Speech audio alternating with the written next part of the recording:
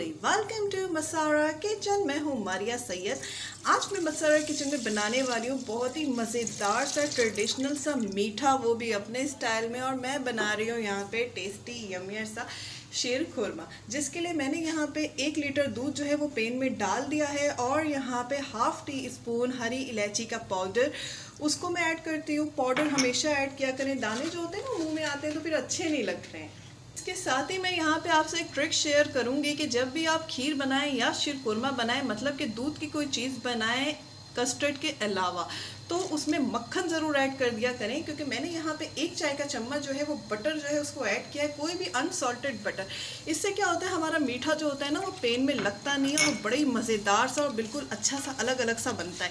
तो यहाँ पे मैंने 1 टीस्पून इसमें ऐड कर दिया है, लगे हाथों बटर भी। और अब बारी आती है इसमें ड्राई फ्रूट्स ऐड करने की। सर्दियों का दिन है, अब मज़े मज़े के ड्राई फ्रूट्स ऐड करें तो क्या ही बात है। 3 छुहारे उसको मैंने बारीक कट कर लिया है, 2 खाने का चम्मच नारियल कटे हुए, और यहाँ पे 10 से 12 अदद बादाम इसको मैंने ग्रेट कर लिया। तमाम ड्राई फ्रूट्स इसमें डाल दें। और अब हम यहाँ पे दूध को जो है ना अच्छी तरीके से स्लो टू मीडियम फ्लेम पे थोड़ी देर पकने देंगे, ताकि इन तमाम ड्राई फ्रूट की जो खुशबू है ना मज़ेदार सी, वो इस मिल्क में आ जाए। यहाँ पे जब तक फ्रेश मिल्क जो है वो कुक हो रहा है अच्छे से, तो यहाँ पे मैंने पैन ले लिया है और इसमें मैं ऐड करने लगी हूँ 1 टेबल स्पून कुकिंग ऑयल। और उसको करते हैं यहाँ पे थोड़ा सा गरम।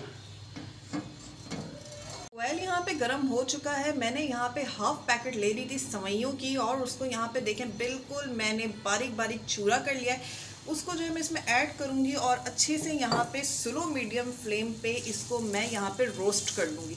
फ्लेम को बहुत कंट्रोल पे रखिएगा, क्योंकि सवैयाँ जो है ना ये भी बहुत जल्दी जो है वो जलनी स्टार्ट हो जाती हैं। तो इसीलिए मैं इसको थोड़े दरमियाने आँच में जो है इसको मैं यहाँ पे रोस्ट करूँगी। सवैयाँ यहाँ पे देखें अच्छी तरीके से जो है ना वो रोस्ट हो चुकी हैं। मुझे जो है शीर खुरमा में सवैयाँ थोड़ी डार्क रोस्ट पसंद है। अगर आपको हल्की रोस्टेड पसंद है तो आप लाइट रोस्ट करें, वैसे डार्क रोस्ट करें तो बहुत ही मज़ेदार लगेगी। तो यहाँ पे रोस्ट हो चुकी है और दूध भी जो है वो गर्म हो चुका है। अब जो है मैं इसमें सवैयों को जो है वो ऐड कर देती हूँ।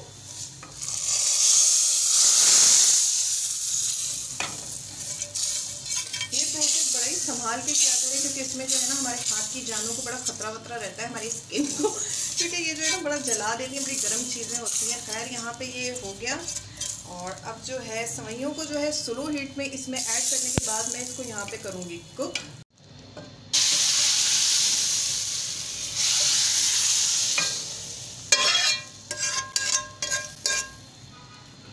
इस स्टेज पे मैंने सवैयाँ इसमें ऐड कर दी हैं। और जब तक सवैयाँ जो हैं वो थोड़ी सी नरम ना पड़ जाना, तब तक मैं इसमें कुछ नहीं ऐड करूँगी। क्योंकि अगर मैंने इस दौरान इसमें कुछ भी चीनी वगैरह ऐड की ना, तो सवैयाँ जो हैं वो हार्ड हो जाएंगी, तो फिर वो टेंडर नहीं होंगी। तो अभी इसको मैं थोड़ा गलाती हूँ सवैयों को। यहाँ पे देखें सवैयाँ जो हैं अच्छी तरीके से गल चुकी हैं। थोड़ा सा देखें यहाँ पे थिक भी स्टार्ट हो चुका है यहाँ पे। तो ये 1 किलो जो 1 लीटर फ्रेश मिल्क है उसमें ½ पैकेट सवैयों का जो मेजरमेंट है वो बिल्कुल परफेक्ट है। अब इस स्टेज पे मैं इसमें ऐड कर रही हूँ यहाँ पे कंडेंस्ड मिल्क। ये मेरा होममेड कंडेंस्ड मिल्क है। घर में किस तरीके से आसानी से बनाया जाता है 1 मिनट की वीडियो है, मसारा किचन के चैनल पे ही मौजूद है, आप वहाँ से देख के बना लें। मार्केट से 300-350 या 400 के लेने की ज़रूरत नहीं है, घर में आसानी से बना लें।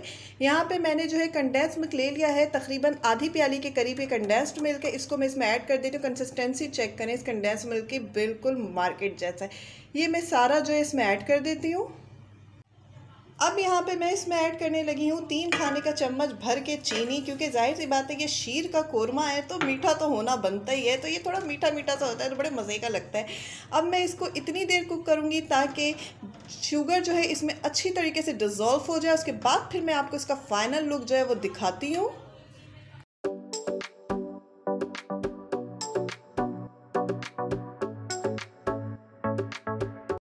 मज़ेदार सा यहाँ पे शीर खुरमा जो है तैयार हो चुका है, जो कि बहुत ही टेस्टी है। मैंने इसको 4 आवर्स के लिए रख दिया था फ्रिज में, ताकि ये खूब ठंडा हो जाए। उसके बाद मैं इसको गार्निश करके सर्व करूँ। इसके साथ ही अगर आपको आज की मेरी ये मीठी मीठी सी वीडियो जो है पसंद आई हो तो लाइक करें। अगर आपने अब तक हमारे चैनल्स मसारा किचन और मसारा व्लॉग्स को सब्सक्राइब नहीं किया, प्लीज़ सब्सक्राइब कीजिए। इजाज़त दीजिए, दुआओं में याद रखिएगा। अल्लाह हाफ़िज़।